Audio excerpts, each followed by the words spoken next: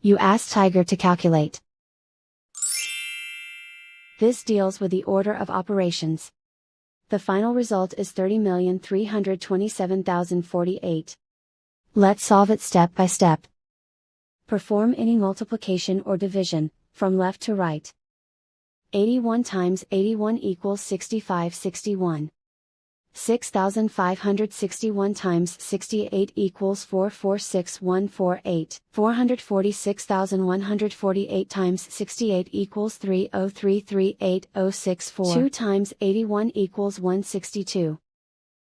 162 times 68 equals 11016. Calculate any addition or subtraction, from left to right.